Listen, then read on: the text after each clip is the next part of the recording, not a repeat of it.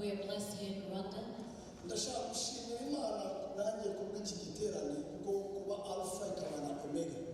And I'd like to thank God for this convention, for Him being the Alpha and the Omega.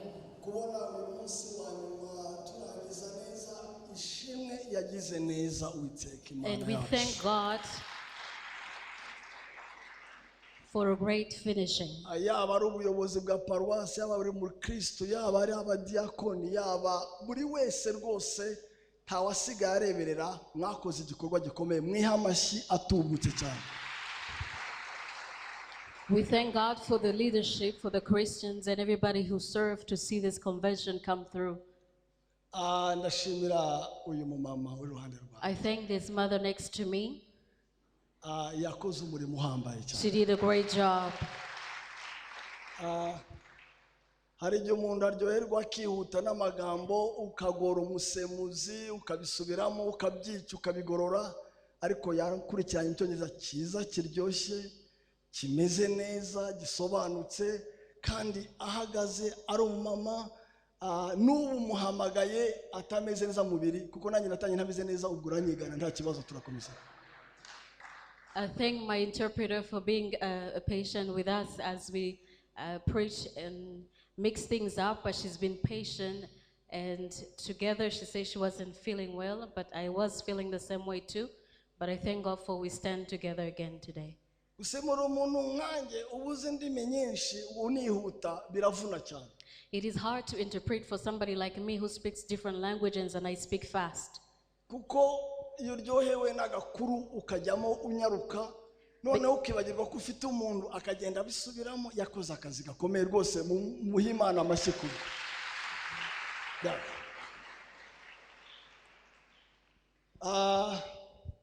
twese turashimira Imana. We all thank God kuko yagize neza. for He done good to us. Worship team, With the worship team, n'abashyitsi ba worship team, and the visitors of the worship team, rwose twagize iterane cyiza cyane. we had a great time. umwaka utaha Next year, topic izaba iki? what will be the theme?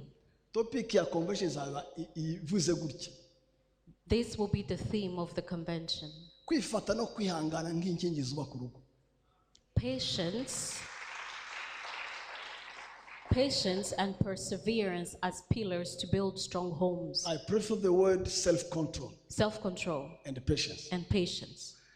Rero guca bugufi Humility nicyo cyaranze Yesu, is what defined Jesus, no kwibona nicyo cyaranze Satani. and pride defined the devil. Itandukaniro rikomeye hagati ya Satani na Yesu ntabwo ari imbaraga. The difference between Jesus and the devil is not power, ko Satani arazigira. because the devil is also powerful. Hari n'abaziha bagakora pe bakanatangaza na benshi. He even gives that to people and they go far with that. Itandukaniro hagati ya Yesu na Satani si ubutunzi. The difference between Jesus and the devil is not wealth, Kuko hari abo Satani abuha. because the devil is able to give that to people as well. Itandukaniro rikomeye hagati ya Satani na Yesu The big difference between the devil and Jesus ni itandukaniro hagati y'ubwibone no guca bugufi. is what's pride and humility. Umwe yamanuwe kubera ubwibone, One descended because of pride.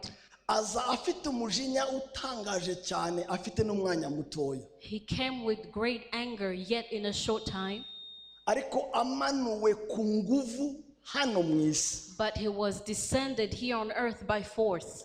Undi we ntabwo yamanuwe, And the other did not descend. yahisemo kumanuka. He chose to come down. Abihitamo wenyine, He chose to come down himself ashishikajwe n'urukundo adufitiye, because of the love he had for us. ariko nanone amanuka yicishije bugufi. But then he also came with great humility. Ubwibone burasenya. Pride breaks. Hari abantu benshi bapfuye bakenyutse bazize ubwibone. There are many people who died because of pride. Ariko guca bugufi kurubaka. But humility builds up. Kandi nta wapfuye azize ko yaciye bugufi. And there's no one who dies out of humility. Umugabo n'umugore bari bicaranye. A man and woman were sitting together. Babona imbeba. And they saw a rat. Imbeba iva iburyo ijya ibumoso. Coming from the right hand side to the left hand side. Iva ibumoso ijya iburyo ku wundi. From the left to the right. Umwe yayibonye iva ibumoso ijya iburyo. One saw the rat coming from the right to the left. Undi ayibona iva iburyo ijya ibumoso. And the other one saw it from the right to the left. Umugore arikanga aravuga ati mbega imbeba. And the woman shouted surprisingly, "What a rat!" Wayibonye irava hariya mu nguni y'imoso ijya iburyo. Did you see it was coming from the left to the right? Umugabo aravuga wagacucuwe yavaga iburyo ijya ibumoso. And the husband exclaimed, "Oh, foolish. The right was coming from the right to the left." Barashwana rero. And they argued. Umugore avuga ndabona uburenganzira bw'ikiremwamuntu hano butubahirizwa ngiye iwacu. And the woman said, "I see that human rights are not respected here, so I'm going back home." She left to her parents' home. She broke her home. After 6 months, elders sat them down and said, "What was the issue exactly?" They let the woman speak. And she stayed. We were seated in our living room. With my own eyes, I saw a rat coming from the left to the right. And the husband said, "That's the issue."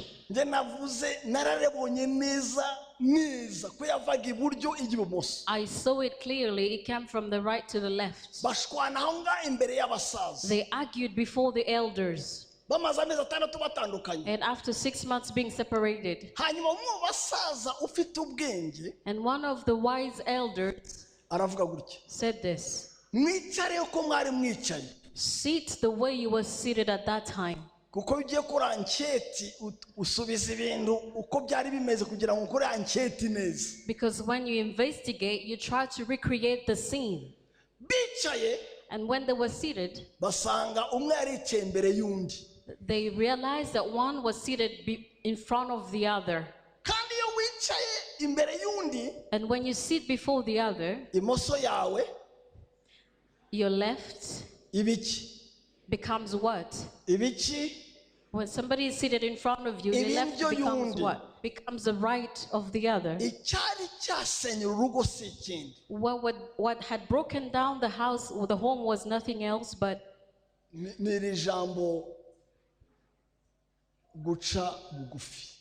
the word humility. May God help us this morning so that everybody married knows this secret. You cannot love while standing.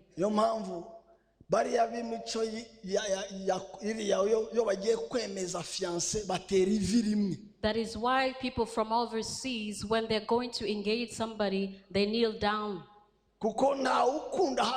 Because you cannot love while standing.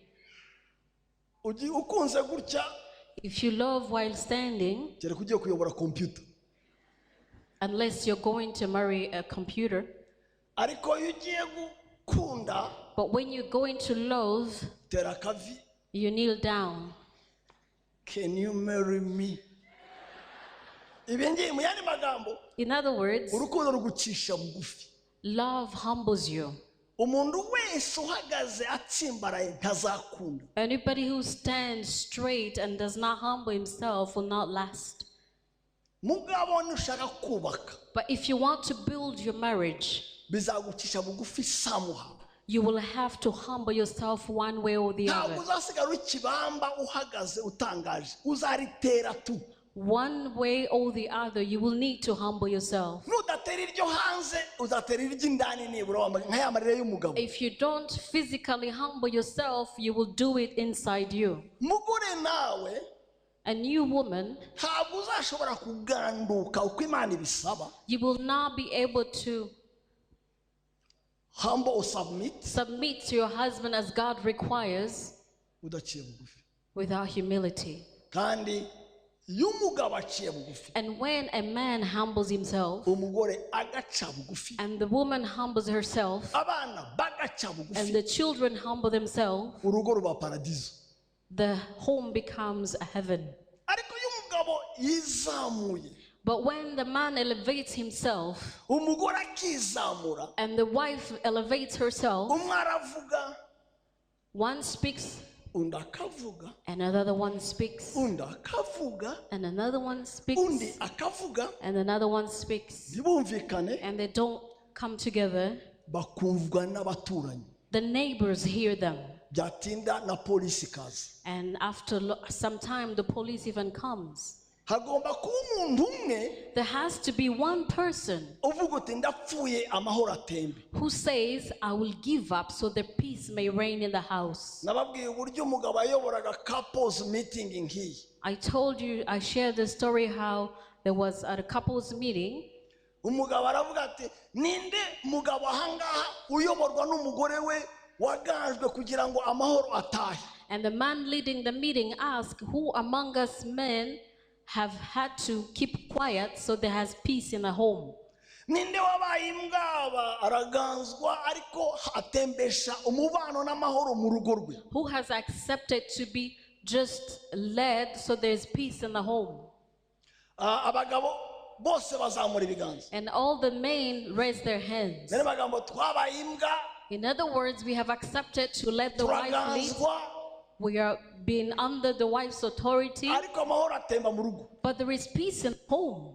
Babiri gusa nibo batazamuye. Only two did not lift their hands. Hanyuma rero uwayoboraga arabegera ababaza. And the one who was leading the conference came closer Habaza umwe. and asked one, Wowe wabigenje ute kugira ngo utaganzwa amahoro abe utaganzwa? how did you do it so that there is peace in your home without being led? Aravuga njyewe ndi umupfakazi. I said, I'm a widower. So yapfuye kera ntaho dushwana. So he doesn't have anybody to fight with. She's already dead since. The wife died long time ago. So therefore we are peaceful. So it's peaceful. Abaza undi wowe. And you, he asked the other person, the other Ati man, njyewe me, nari bazamura ibiganza. I was about to lift my hand. Andebye But when she looked at me, menye icyo avuze. I knew what she meant. Yavugaga ngo nuzamura ikiganza umenya aho urara. And she had said, if you lift your hand, you spend the night out. Kuba ntazamuye soko ntari kuzamura. I was not meant not to lift my hand, Ariko natinya aho ndi butahe. but I was worried about going home. Ngibi byanditswe dusoma Imana idufashije. These are the scriptures we're going to refer to. Babivuga. We have Proverbs 15, 25, and 27, 1 John 2, 15 through 17, Ephesians 5, 22 through 33, Ephesians 6, 1 through 9, 1 Peter 3, 1 through 7, 1 Peter 5, 5 through 10. Ngibi byo turi busomeho mu kanya. This is what we're going to read shortly. Proverbe 15, 25 et 27, 1 Jean 2, 15 à 17, Ephésiens 5, 22 à 23, ah non, à 33, Ephésiens 6, 1 à 9, 1 Pierre 3, 1 à 7, 1 Pierre 5, 5 à 10. Nimba mwarangije dutangire dusome ijambo ry'Imana. Let's go to the Word of God. Proverbs 15, 25, 27, 1 John 2, 15 through 17, Ephesians 5, 22 up to 33, Ephesians 6, 1 through 9, 1 Peter 3, 1 through 7, 1 Peter 5, 5 through 10. Nasoma? Can we proceed? Ni sawa? Good. Kicyanditswe cyaransenye cyane ariko ndacyubaha. This hit me, but I honor these words. Uwiteka azasenya urugo rw'umwibone. The Lord will destroy the house of the proud. Ndabisubiramo gatatu. Uwiteka azasenya urugo rw'umwibone. The Lord will destroy the house of the proud. Bibiliya ivuga gutya ngo iyo umuntu afite icyo apfa na mugenzi we, And the Bible tells us when you have something against your neighbor, Imana yatabara. God may come. Ariko ufite icyo apfa n'Imana, But when you have something against God, ninde wamutabara? who can rescue you? Ikitangaje anga kinababaje, The surprising thing here is very sad, nuko Satani asenya urugo rwawe Imana yatabara. because when the devil breaks your home, God may intervene.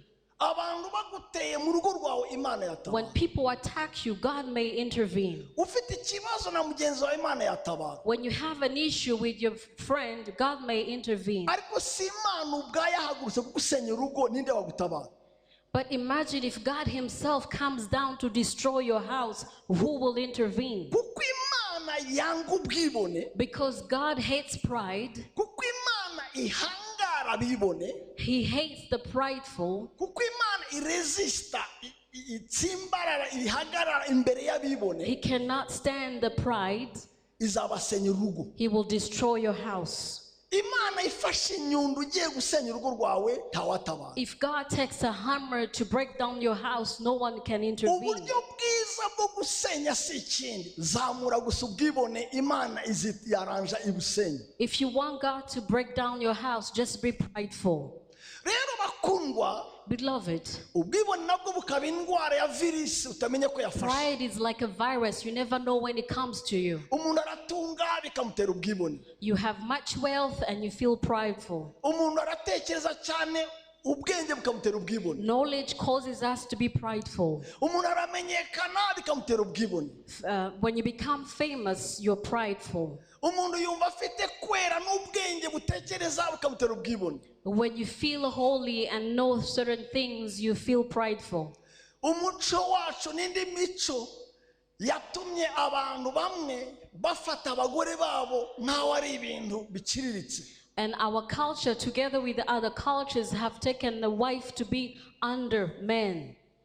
Bigatuma ubona intambara zose za gender issue, gender equality, gender buriya nuko mu buryo bumwe babwiye umwe ko akomeye, babwira undi ko adakomeye, ubwibone buzamukiramo. Just like currently you see we have different things going on about gender issue, gender-based violence. It's because one way or another they've told the woman or the man one is higher than the other. Imana igucishije ubwibone, Imana igucishije ubwibone, igucishije ubwibone cyangwa If God rescues you from pride, uzubaka. you will build. Ariko ubwibone bukuzamutsemo, But if pride comes in you, uzasenya. you'll be destroyed. Point ya kabiri idusenyera ni iyi. And what is the second point? Urarikira indamu ateza urugo rwe imidugararo.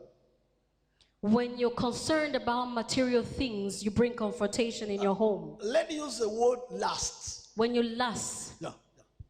Iyo ufite kurarikira, when you lust ukararikira indamu, after things, ukararikira ibintu birenze ibyo wakenera, things beyond what you need, iryo rari that lust rizana intambara mu rugo rwawe. brings trouble into your home. Iryo rari risenya urugo rwawe. It breaks your home. Abanzi ko ari babiri, And those two enemies, urugo rwese ruzabinesha ruzabaho. any home that will overcome those two things will last. Birababaje It is sad kubona abantu bapfa ibintu to see people fight for things bagatandukana bapfuye ibintu and divorce because of things. kandi byaje bibasanga bari kumwe. Yet those things came when they were already together. Birababaje kubona It is sad to see abantu batubaha ababo, abakunzi babo, people who are not able to honor their loved ones, kandi barabitaga sheri, honey, sweet tomato, cucumber, chocolate. yet they used to call them sweetie, honey pie, and all those nice words. Yes. Ariko ugasanga ariho aramwanga, baranganye cyane, yarigeze kumwita umukundwa And wanjye. you see them hate each other so much, yet they once loved each other. Nimba mfite icyo nsengera aya manywa, If there's anything that I pray for this morning, Imana igukize ubwibone, it's for God to save us from prideful. Imana inkize ubwibone, May God help me so that I'm not prideful. Imana igukize gushakisha ibisindisha cyangwa kurarikira, May God help us to stay sober-minded. Yes, Imana igukize kurarikira, inkize kurarikira. So that he rescues us from having the last of those things. Dukorerane. Let's help each other. Gukora. Let's work or mold each other. Serve each other. Because humility is nothing else but helping or working for your partner. Let's go to the scripture. Nimugakunda iby'isi cyangwa ibiri mu isi, umuntu nakunda iby'isi gukunda data wa twese ndikuba kuri muri we, kuko ikiri mu isi cyose niki? Irari ry'umubiri, irari ry'amaso, cyangwa kwibona k'ubugingo, bidaturuka hehe? Kuri data wa twese, ahubwo bituruka mu isi, kandi isi irashirana no kwifuza kwayo. Ariko ukora iby'Imana ishaka agira ate azahoraho iteka. That was 1 John 2:15 through 17. Ikindi cyanditswe mu Efeso 5:2-3. We go to Ephesians 5:22. Bagore mugandukira abagabo banyu nkuko mugandukira umwami wacu, kuko umugabo ari we ki? Mutwe w'umugore we, nkuko Kristo ari umutwe w'itorero, ari ryo mubiri we, ni nawe mukiza waryo. Ariko nkuko itorero rigandukira Kristo, aba ariko abagore bagira bate? Bagandukira abagabo babo muri byose. Bagabo mukunda abagore banyu nkuko Kristo yakunze itorero, akagira ate? Akaryitangira ngo agira ate? Aryeze, amaze kuryogesha amazi n'ijambo rye, aryishyire rifite ubwiza, ridafite ikizinga cyangwa umunkanyari cyangwa ikintu cyose gisa gityo, ahubwo ngo ribe rigera, ridafite inenge. Uko niko abagabo bakwiriye kugira gute? Gukunda abagore babo nk'iki? Bibiri yabo. Ukunda umugore we abagize ate? Aba yikunda, kuko ari nta muntu wakwanga umubiri we, ahubwo yawugaburira akawukuyakuya nk'uko Kristo abigirira nde itorero. Kuko turi ingingo z'umubiri we, nicyo gituma umuntu azagira ate? Numva iryo jambo, numve murivuga, azasiga se na nyina akabana n'umugore we akaramata, bombi bakaba umubiri umwe. Ibyo ni ubwiru bukomeye cyane, ariko ibyo mvuga byerekeye kuri Kristo n'itorero. Nuko namwe umuntu wese akunde umugore we nkuko yikunda, kugira ngo umugore nawe abone uko yubaha umugabo we.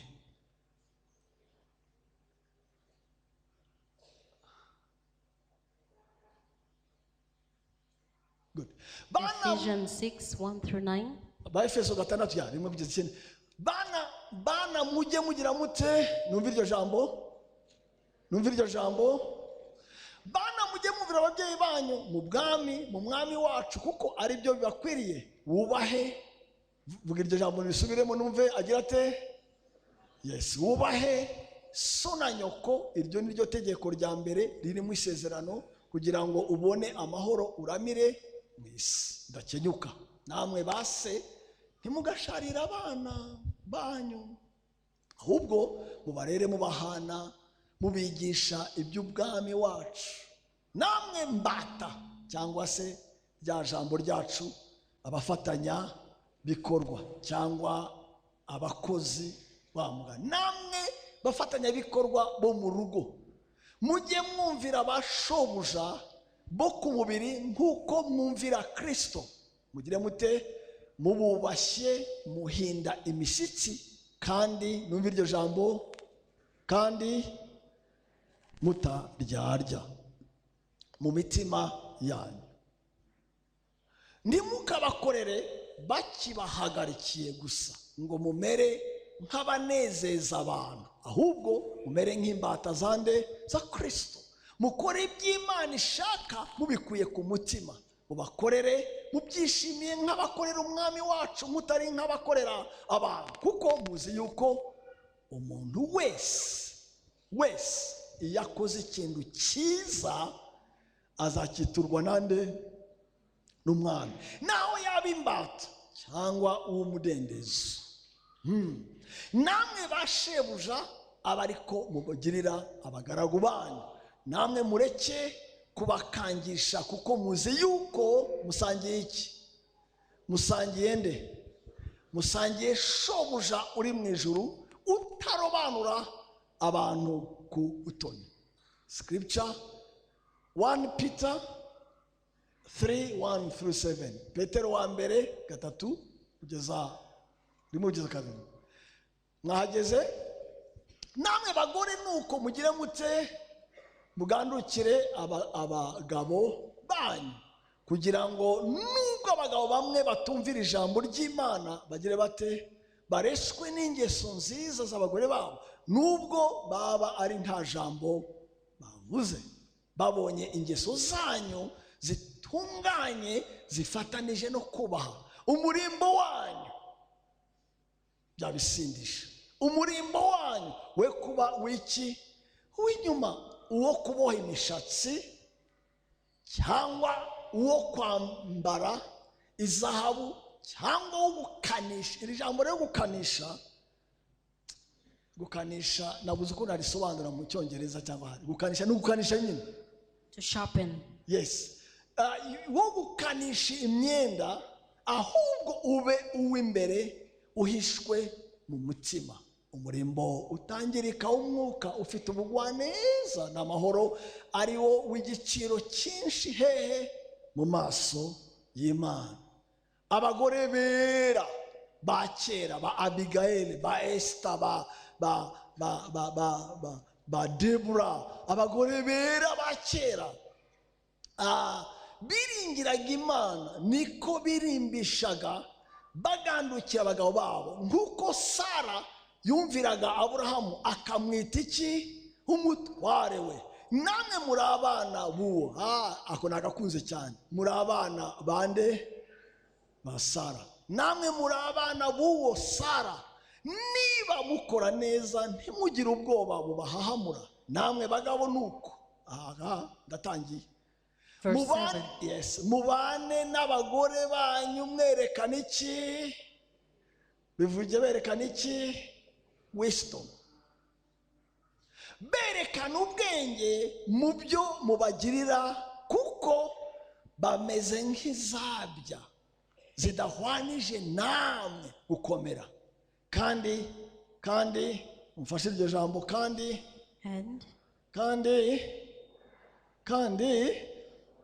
kandi natekereje ni gute umuntu yubaha umugandukira.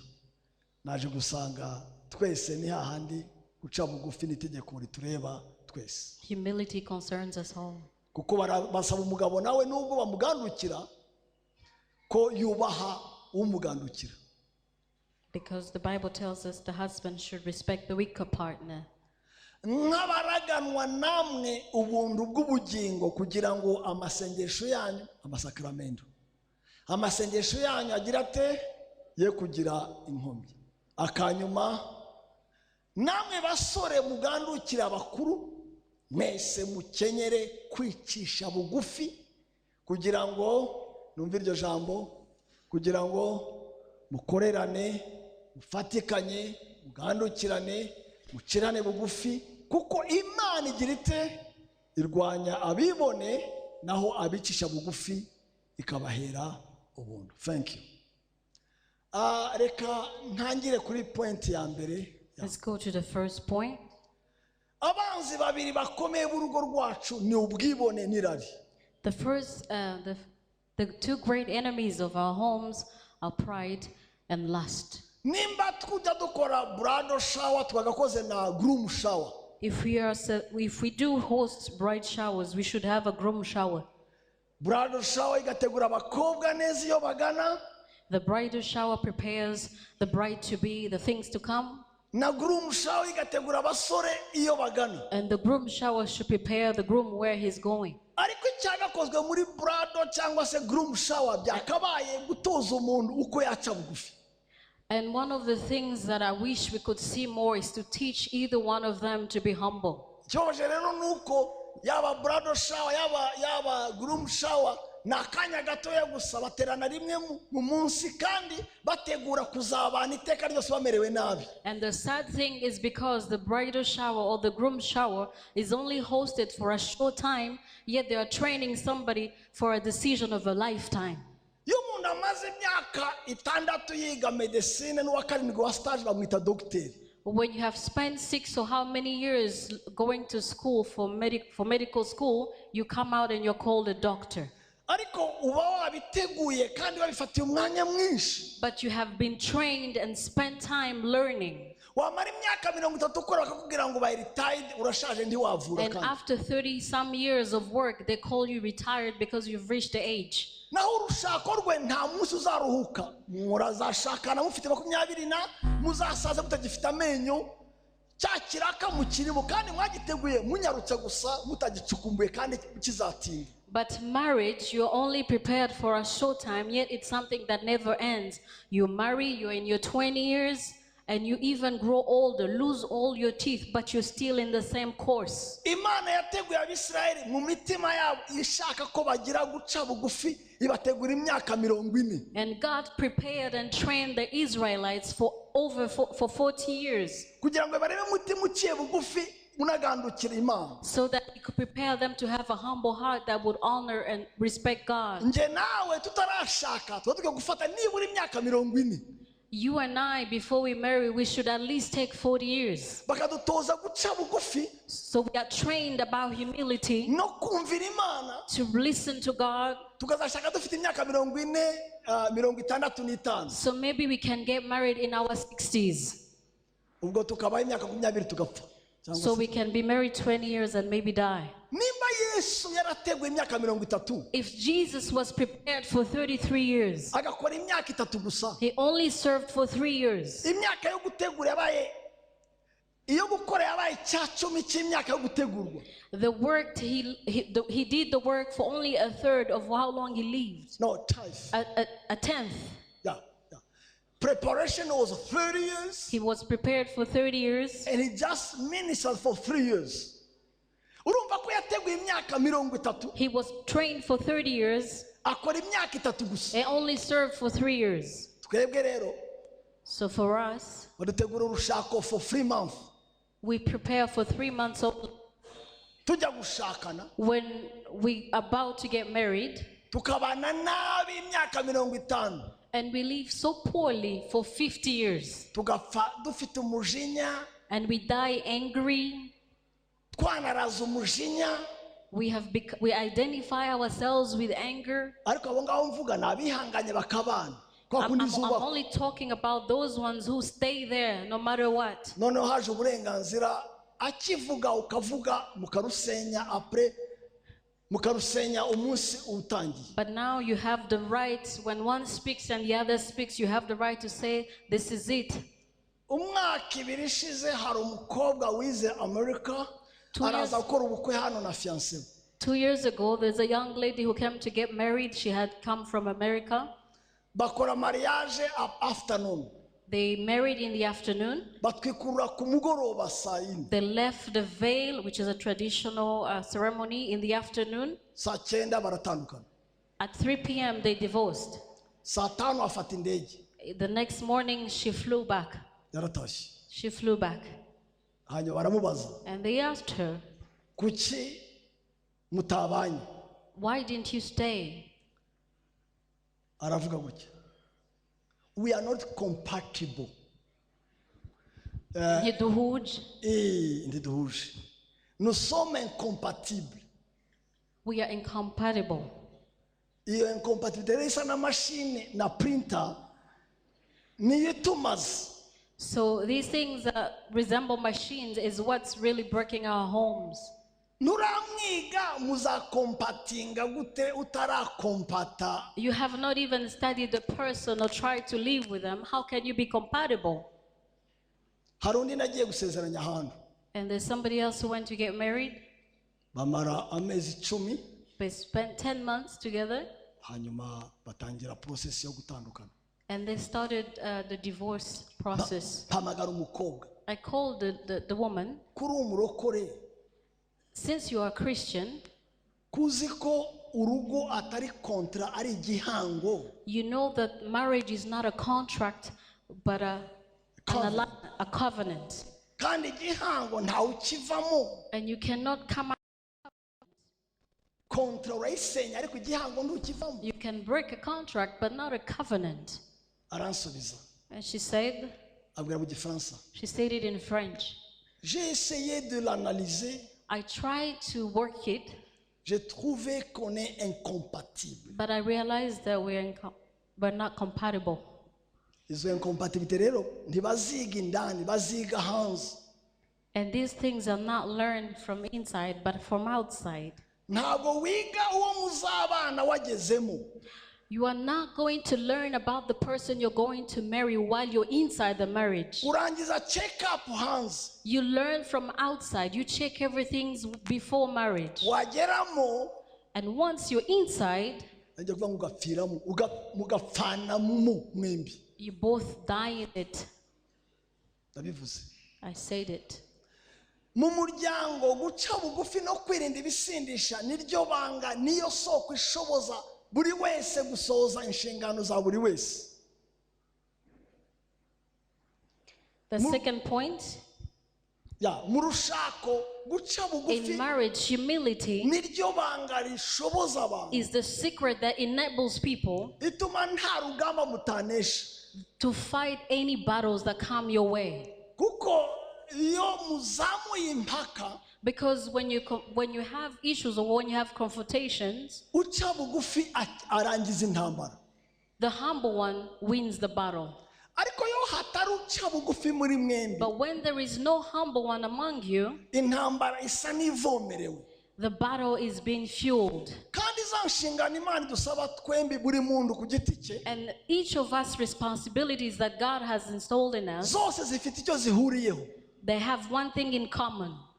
Guca bugufi. Humility. Urugero, for example, nta mugore waganduka adaciye bugufi. A woman cannot be submissive unless she's humble. Icyakabiri, nta mugore wakwirinda ibisindisha cyangwa se wakwirinda gushayisha adaciye bugufi. There is no way a woman can be humble unless she's sober-minded and is humble. Iriya soberness iva mu guca bugufi unyurwa n'icyo Imana iguhaye. To be sober-minded comes of you being contented from what God gives you. Guca bugufi birwanya bwa bwibone budusenyera. Humility enables us to avoid being prideful. The pride that causes us to break our homes, our marriages. That causes God to break our houses.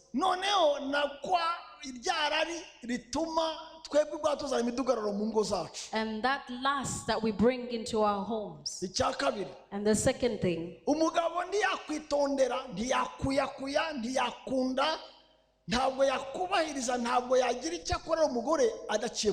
a man cannot show the woman love, kindness, or even cuddle her unless he's humble.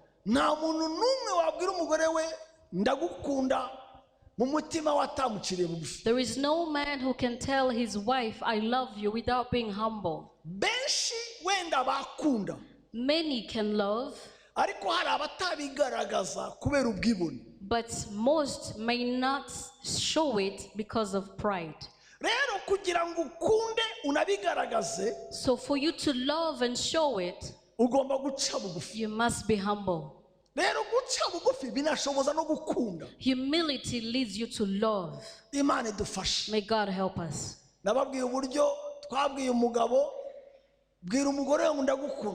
We once said that tell your wife you love her. He kept quiet. We insisted, but he kept quiet. And after that he said, she knows I love her. She knows I love her. I'm telling her what she already knows. Humility will not allow him to tell her I love you. Pride. We asked men to have their wives sit on their laps. They remained still. I repeated. buri mugabo akikira umugore we. I'm asking every man to hold his wife on their laps. Baraceceka. They remained still. Nongera nsubiramo. I asked again. Ndavuze ngo buri mugabo akikira umugore we. I asked every man to hold their wives on their laps. Baraceceka. They remained still. Ndibwiriza ndabandanya. I continued. Hanyuma nza kubaza. And I asked later on, kuki mutabikoze? why didn't you do it? Nari ndi Burundi. I was in Burundi. Arase baravuga ngo ibyo ni iby'abakongomanisha. And they said, it's for Congolese people. Ibyo ndivyo bwacu. Ibyo si bwacu. It's not for us. It's not for us. Pastor nawe azamutse. And after the pastor came up, baravuga ngo Apotre MASASU atwitse iby'urushaka none yasebye iby'igikongomani nawe yabyishe cyane. So the apostle told us about marriage and he's taught us the Congolese culture. ntabwo yakikira umugore we. They cannot hold their wives. Hari n'abandi ntabwo yamufata mu kiganza gutya imbere y'abantu. Others cannot hold their hands publicly. Agenda metero 20 imbere undi ari inyuma nk'ikimasa. They walk 20 steps away, one following the other. Bakamuramutsa undi ari inyuma. They greet him, but the wife is at the back. And they ask you, hi, where's your wife? She's there. She's there. You think that there are thorns next to him. Not to be close. Do you know why they do that? Do you know? It's just pride. It's just pride.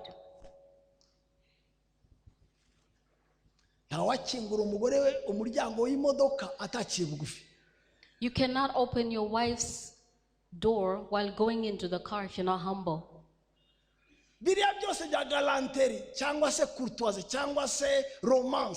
All these gestures of courtesy and love is just humility. You hold her hand as she walks. You open the car door when she goes in, and you close the door. There are those who are going to be very upset with me today. You serve your wife before you serve yourself. And the little children cannot listen to their parents unless they're humble. And the servants at home cannot do what they ought to do unless they're humble. And the masters will not honor or respect their servants unless they're humble. May God help us. And the third point,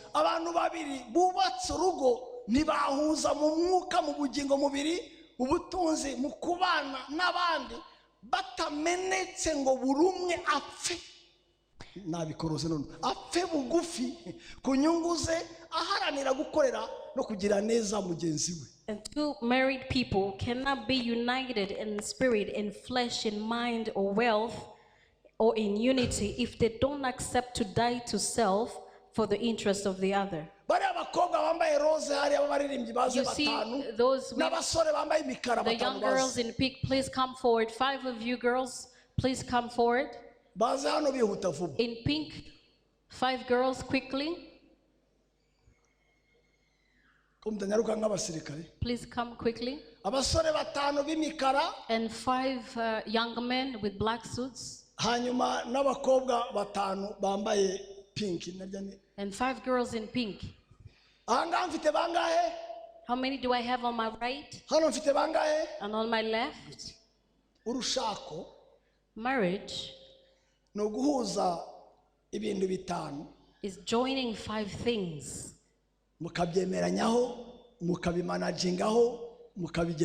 And you walk with them and handle them together. Come closer. The first thing is the spirit. mutemeye Kristo mwembi, if you both don't accept Christ, mudafite umusifuzi umwe witwa Kristo muhuriye, if you don't have your referee who is Christ, umwe agapfukama undi agashaka abapfumu, ntimuzarwubaka. if one is praying and one is doing voodoo, you will not go far. Kugira ngo muhuze mukubaka, For you to be joined, mugomba guhuza mu kwizera, you must join in your faith. mukemera ko ijambo ry'Imana ryabacira urubanza, You need the word of God to be your judge. icyo mutemeranijeho mukavuga icyo Bibiliya ivuga, If you don't agree with something, you search the scripture. mudahuje mu mwuka, Without being joined in the spirit, ibindi ntibizahura. other things will not go together. Natangiye n'iki? What did I start with? Natangiye n'iki? Ya, niyo mpamvu abasengera hamwe bazatinda hamwe, That is why when you pray together, you stay together. abizera umwe bazegerana. When you all believe in the same, you will go along. Ubuteguro mwiza, abana bacu bakuze mu mwuka bakubaka neza, baba bafite icyo batinya. So when we prepare our children to be one in spirit, they will last long in their marriage. Kugira ngo muhuze mu mwuka, So for you to be one in spirit, ugomba kumeneka nawe akameneka, mukemera umwami Yesu nka referi, nk'umusifuzi muhuje. you must die. Each one of you must die to self and accept Christ to be your referee. Icya kabiri, The second, ubugingo. Mwegerane kidogo. the soul. Aha rero niho bipfira. This is where things go wrong. Aha ngaha niho haba communication. This is where they communicate. Hano niho ubwira mugenzi wawe, Sometimes you tell your partner, wanjijiwe, ibyo mvuga ntabwo ubyumva. you're so stupid, you don't even understand what I'm talking about. Narakubwira, nawe wanjijiwe, kuki uvuga bidasobanutse. And the other one responds, why can't you be clear enough for me to understand? Hano niho muhuza ibitekerezo. This is where you join your mind, Uyu nguyu your thoughts. arashaka imodoka, She wants a car kuko aratwite, akeneye aho azajya atwara umwana. because she's pregnant and maybe she needs a car to drive the Uyu kid. arashaka ikibanza cya Kibagabaga. This one wants to buy a piece of land. Noneho mwaganira, And when they talk, akakubwira uburyo gushaka imodoka ari ukwikunda nta kibanza. he's telling her the way you wanting a car is just being selfish. Nawe akakubwira ngo icyo kibanza kizaza ntakiriho, shaka imodoka nje ngenda kwa muganga. Noneho And the kubera other one mudahuje is ibitekerezo, saying, yes, and the mudahuje other one ibitekerezo. is saying, the land, I will not live long to see it. Aha rero niyo mudahuza ibyemezo, This is where they make decisions together. muganira, They're talking together. muvugana, They agree on things. ntimuzahuza rero You will not be joined udapfuye ku bitekerezo byawe, unless you die to your own thoughts, udapfuye ku byemezo byawe, to your decisions, ariko guca bugufi. which is humility. Reka nkoreshe ijambo rikomeye, Let me use a strong word. gupfa bugufi. Dying to self. Rero aha ngaha mu marangamutima, So when you have feelings, ndakumbuye ariko njye sinkumbuye. Hari abantu batahuje amarangamutima. there are things with different kind of emotions. Umwe arira byoroshye, One cries quickly, undi amarira yarakamye. the other ones, the tears have dried. Rero akabwira ariko wowe wa kigabo we utagira n'impuhwe mbese ugasanga hamwe n'igisimba ahandi ni soft. So one Bigapfa is neza telling neza. the husband, you're so dry and senseless and feelingless, and the other one is just soft baby. Madame wanjye ejo bundi hahise nijoro yarwaye ukuboko, yaratatse ababaye cyane hano, kuva hano umutsi adashoboye kuzamura ukuboko. A few days ago, my wife complained about arm pain from the neck down, Ejo tuzinduka atameze neza, and the next day she wasn't feeling well. ariko njye simuzi arwaye, But I don't know her when she's sick. simenya kwifata arwaye. I don't know, I can't keep still when she's not well. Menyerewe njyewe amfata ndwaye.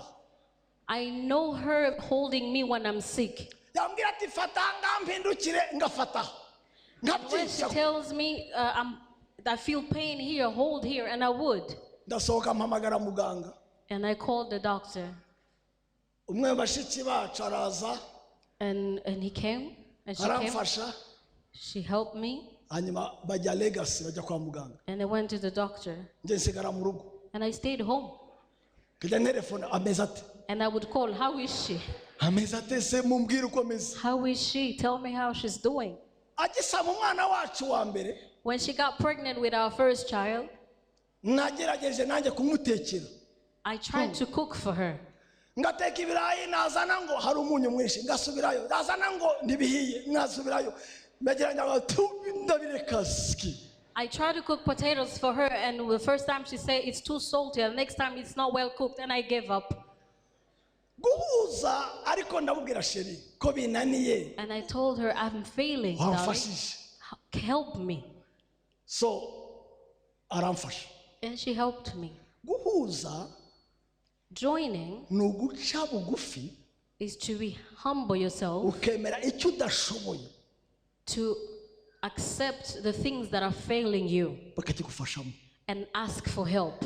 imitima yacu Our hearts, personalite zacu our characters ziratandukanye are different. ariko guca bugufi But humility kwemera guhuza ibidahuye allows you to join things that are different. mukemera kubaka bimwe kandi bitari bisanzwe bimwe Accept to be one, yet you are different.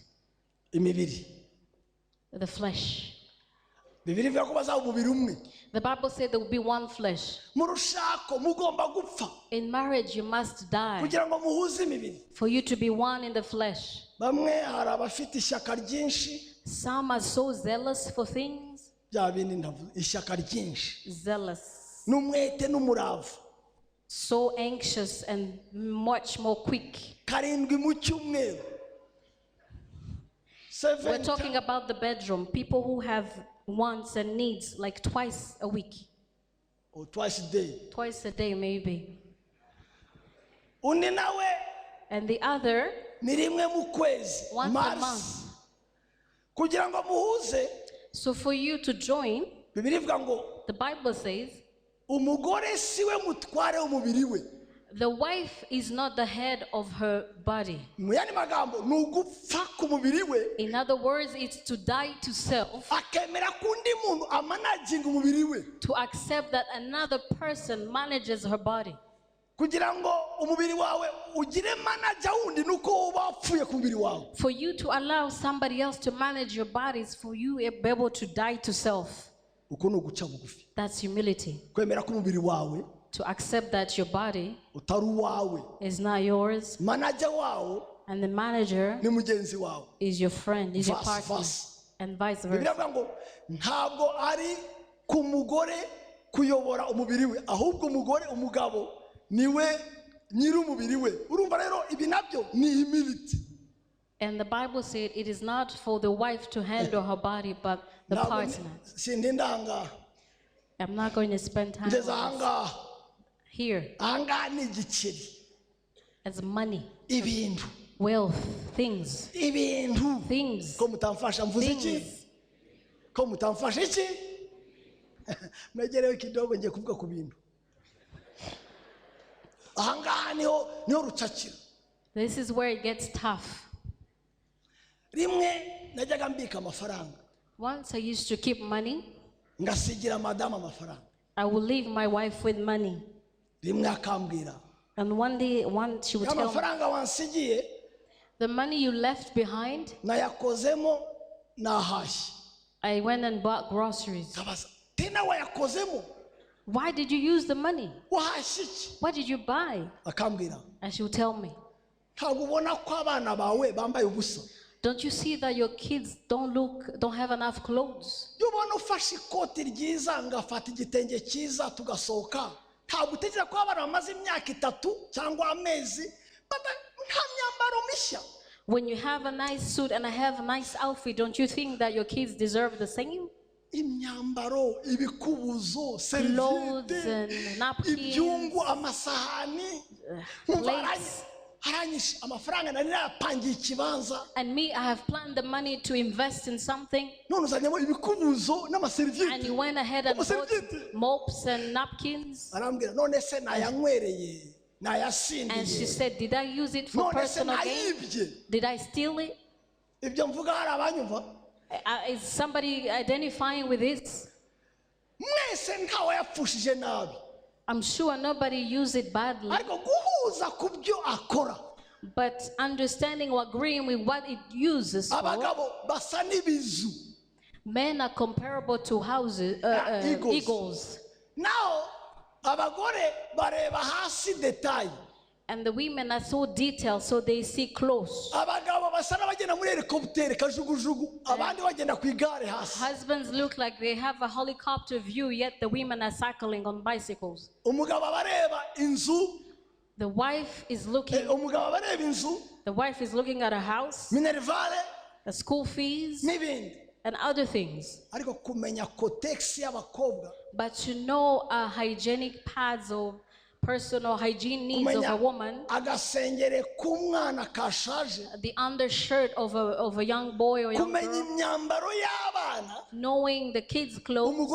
Umugabo yumva ko wamutakarije, wayapfushije ubusa. The husband may think that you've wasted money. Noneho byaba rero kuyatanga iwanyu na difera bikaba ikindi Now, when kibazo. it comes to supporting your families where you come from is another issue. Natangiye kuki? I started with what? Kuki? Njya kuki? The spirit, Ngobeza? the soul, the Ngeze flesh, hehe? the money. Ngiye ku bindi bitoroshye.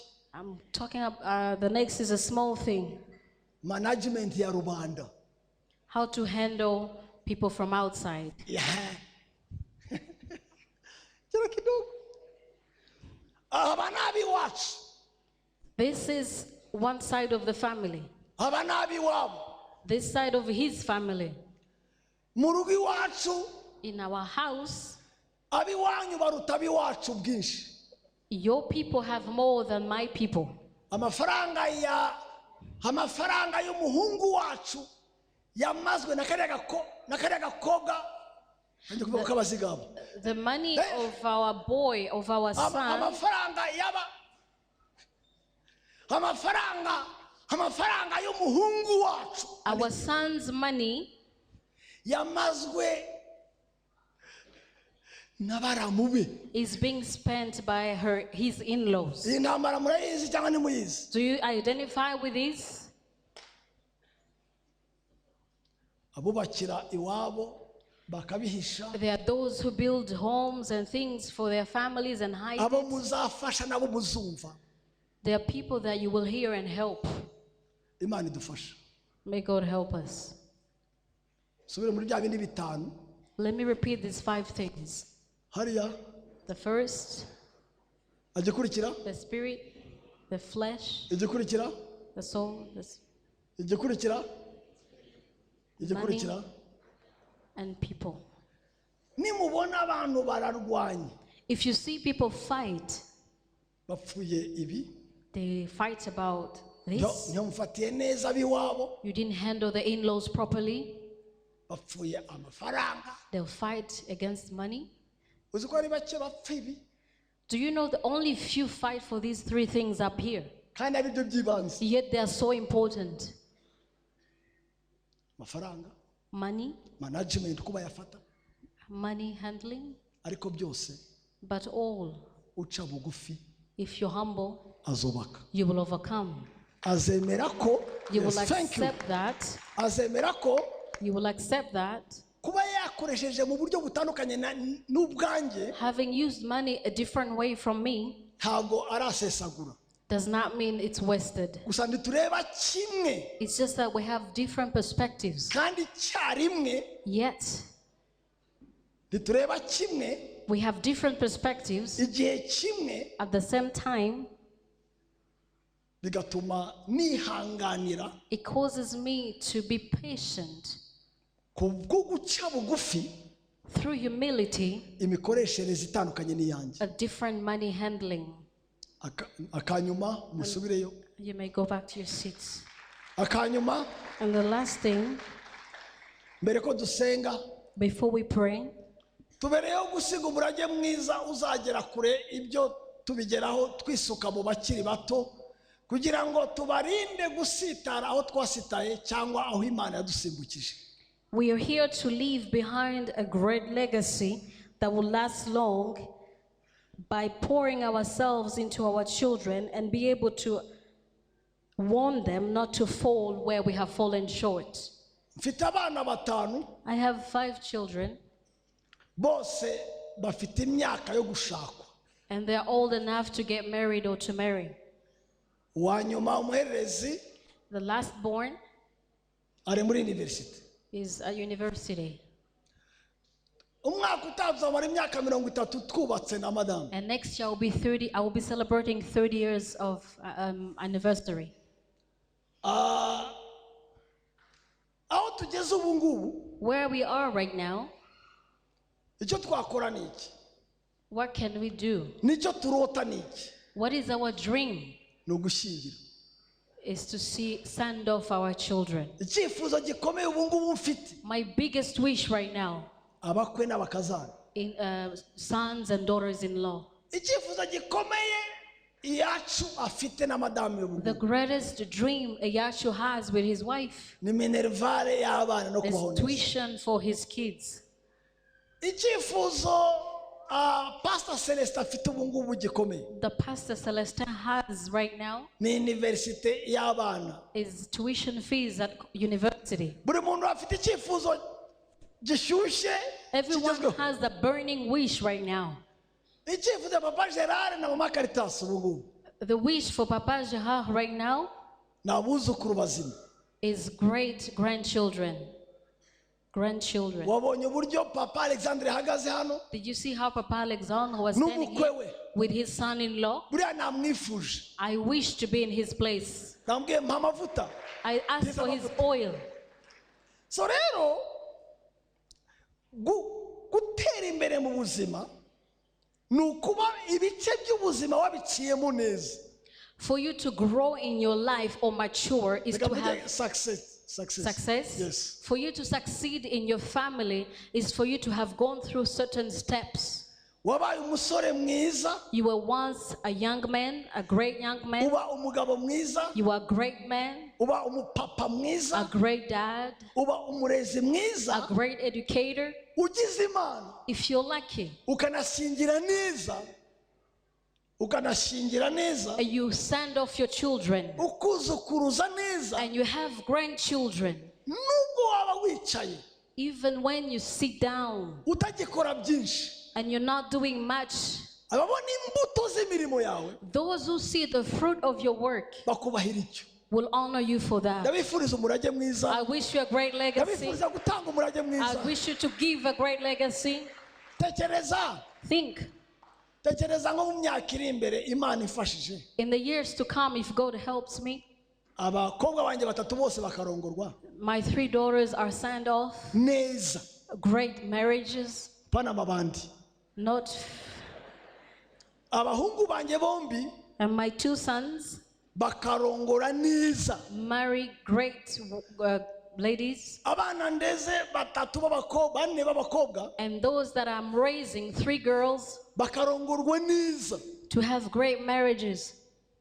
uzi icyo naba You know what would become of me? najya mbyina indani ntavuze I would dance inside without having to show it. kubera gukomera Because sukumira no kwaguka success is not nukubiba to swallow, is to also plant. imana idufashe May God help us. imana idufashe May God help us. ntabwo rero wasiga umurage mwiza You cannot leave a great legacy utaciye bugufi without humility.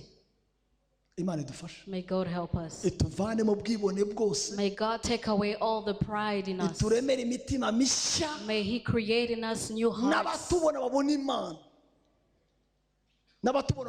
so that those who see us see God. ikibazo rero ni iki He is the issue. nuko ntawiremamo umutima uca bugufi You cannot create your own heart that's humble. n'uwiteka ubikora It is only God who can create in you. ariko nanone But then tumwemerera ko abikora you have to allow Him to do that, kuko ntabwo abikora ku gitugu because He does not do it by force. abikora tumwemereye He does it when we allow Him to do so. subiremo Let me repeat this. urugo rwacu Our homes, umuryango wacu our families ufite abanzi babiri bakomeye. have two great enemies. Uwa mbere The first one ni ubwibone. is pride. Uwo mwanzi wa mbere That first enemy atuma Imana ubwayo causes God himself idusenyera urugo. to break our house. Urashaka ko Imana igusenyera? Would you like God to break your house? Tunga ubwibone gusa. Just be prideful. Ariko nushaka ko inakubakira, But if you want him to build your home, ca bugufi. humble yourself. Umwanzi wa kabiri And the second enemy ni ibikabyo, ni ugukangata, ni Is to ukutaba soba. is to last or not being sober-minded. Niyo Bibiliya ivuga ngo And the Bible says, umurimo wacu wo kuba uw'inyuma for our work to be outward, ariko umurimo w'imbere let our work not be outward but inward, tunyurwa through contentment n'iby'Imana idukorera. and for what God does for us. Duhangana n'irari If we are identifying with lust, kuko abantu bapfa irari gusa. because people die because of lust. Icya kabiri, The second thing, buri muntu afite inshingano Imana imutegeka. each one of us has responsibilities that Imana God has yaravuze ngo, entrusted with them. Imana yaravuze ngo And God said, bagabo man, mukunda abagore banyu men, love your wives nk'uko mwikunda. as you love yourselves. Ibyo nabyo Those two ntibyashoboka couldn't happen tudaciye bugufi. without humility. Imana ibwira umugore, And God told the wife, gandukira umugabo wawe submit to your husband nk'uko ugandukira umwami. as you submit to the Lord. Ntawaganduka You cannot submit ataciye bugufi. unless you're humble. Imana ibwira abana, And God tells the children, mwubahe, obey, obey, munumvire and listen to me. ababyeyi banyu. Obey and listen to your parents. Ibyo bizatuma Those will lead mutunga, you to mugubwa neza, live well, kandi mugatinda ku isi. and you will live long. Bizabarinda gukenyuka It will prevent premature death no kubaho nabi. and poor lives. Ariko ibyo But these things, ntawakubaha ababyeyi, if you do not obey your parents, nta n'uwaba bumvira and if you do not listen, adatuze umutima uca bugufi. you cannot listen or obey unless you're Imana ibwira humble. ababyeyi, And God tells the parents, nimusharire abana banyu, do not be bitter with your children. mubarere Train them. Train them. mu mwami, Train them in the ways of the Lord mutabashaririye. without being bitter. Ibyo ntiwabikora, You cannot do that. sinabishobora, I cannot do that ndaciye bugufi. unless I'm humble. Imana ibwira abagabo, And God tells the men, abakozi banyu, your servants, abafatanyabikorwa namwe, the servants, abo mwita abakozi bo mu rugo, those you call house helpers, cyangwa mbite gutyo mu ijambo, abaja banyu gutyo mu buryo bw'amateka ya kera. the Bible refers them to slaves in the Bible. Abo nabo Those too, mububahe, respect them, mubahe ibikwiriye, give them what they need, mutekereza ko thinking, always reminded nubwo muri abatware bawe, that even though you are masters, ariko hari umutware w'abatware uri mu there is ijuru. a master beyond, above the masters. Uwo mutware And that master ayobora mwebwe, leads you akayobora nabo. and them. Kuko musangiye umutware umwe, Since you share one master, nujya kumugirira nabi, when you go to do them wrong, nujya kumusuzugura, when you want to disrespect them, ujya wibuka ko remember, nubwo uri umutware we, even though you lead them, ariko mwembi musangiye you umutware. both have the same master. Ibyo nabyo ntiwabyumva You cannot understand ngo these things ubyubahirize or listen to them or udaciye follow bugufi. unless you're humble. Imana ibwira abakozi And God tells the servants cyangwa abafatanyabikorwa natwe, and the house helpers, iravuga iti, He says, mwa bakozi mwe, you servants, mukorere abatware banyu, serve your masters, mubakorere neza serve them well n'umutima wanyu wose, with a great heart, n'abakorera umwami, as if you're serving the Lord, mutaryarya mu mitima yanyu, without them keeping an eye on you, mudakorera ku jisho, without them keeping an eye on you, mudakorera kubera babareba, just because they are watching you. mukore Serve, bahari badahari, whether they are there or not, kubw'umwami wacu. for the Lord's. Murumva ko nta kibana yasize, You understand God didn't leave anything ntawe behind. Imana itabwiye. There's nothing He left. Yategetse umugabo, He ordered the man, itegeka umugore, the wife, itegeka abana, the children, itegeka abakozi, the servants, itegeka abagabo kubw'abakozi, masters towards the buri muntu servants, akagira inshingano asabwa, and each one has responsibility. ariko urebye zose, But when you look at them all, urebye zose, when you look at them all, nta n'imwe there's nothing yashoboka gukoreka that can be done harimo ubwibone, with pride. umutima udakebwa. Imana idutabara. May God rescue us. Iyi convention yabaye nziza, This convention was a great one. yabaye nziza It cyane, was a great one. yabaye nziza It cyane, was a great one. yabaye nziza cyane. It was a great one. Turashimira Imana, We bless God. ariko ikintu cyiza But the great thing about kiba it, cyiza iyo gisize imbuto nyine zigumaho. it's only great when something bears fruit Ndasaba that rero, stays. So I would like to ndasaba ask, ngo I would like to ask, nimureke ERC, forget about Evangelical Restoration mureke Church. Evangelical Restoration Church, Forget about Evangelical Restoration Church. turangwe n'umurage w'ingo nzima, turangwe n'umurage w'ingo To nzima. be identified with the great legacy of great marriages. Reka buri pastor abe bishop wa buri ngo nyinshi ziri amaparuwase matoya arimo ubuzima bw'Imana. Let each pastor be responsible for small parishes which are home. Buri mupapa abe revera wiwe mu rugo. Each father be a reverend in his home. Nimureke nitavugana byinshi, ureba ingo zacu avuga ati kabisa ndemera ko hari ahantu mugenda mutandukanye mwagereyo mukiyunga mukubaka amavuta y'ubumwe abatembaho. Let everyone who looks at your home say, you start different but you join and the oil flows. Nimureke abana bacu ubareba avuga ati dore abana b'abantu batinya Imana. Let everyone who looks at your child says, this is a child of fearing God, woman or man. Nimureke tutishimira ibiterane gusa, twishimire guhinduka ducyura Imana mu rugo, apana Imana tuza kota ariko Imana dutahana iwacu. Let us not just be happy for the convention, but let us be happy that we are not just borrowing God, but we're taking God to our homes. Reka ububyutse butangire mu ngo zacu. Let revival start in our homes. Reka umugabo n'umugore bapfukame hamwe n'abantu hanze bamenye ko hari amahoro y'Imana. Let each man and wife kneel down and pray together for people to know that there is God in your home. Icyo niyo cyifuzo cyacu This is my wish, our wish today. ibyo ni byo dutakira aya manywa This is what we pray for this kandi morning, Imana irabiduha. and God will give us that. Duhaguruke tuve hasi dufatane ibiganza. Please stand and hold your hands. Munyemerere turangure ijwi nanjye njye kurangura ijwi Let's ndangiza. pray together loud and now Reka dufatane close. ibiganza Hold hands dusenge Imana twese. and let's all pray Ugira together. icyo ubwira Imana, Say something to God igira icyo igusigira muri iyi and convention. let Him leave something with you through this Ugira icyo convention. utahana mu rugo iwawe. Go home with something from this convention. Amateka ahinduke, Let your story change. umuryango uhinduke, Let your family change. urushako ruhinduke. Let your marriage change. Abari bazi kera For those who knew you before, batangare n'uburyo be mukundanye amazed by the love you have for each n'uburyo other mukumburanye. and the way you miss each other. Ngaho bumbura akanwa njye mubura kanjye. I'm going to open and pray, and you Ugira pray icyo as ubwira well. Imana, Mana Say y'agakiza something to kacu, God. ubuhungiro bwacu, imbaraga zacu, kunesha kwacu, ibyishimo byacu.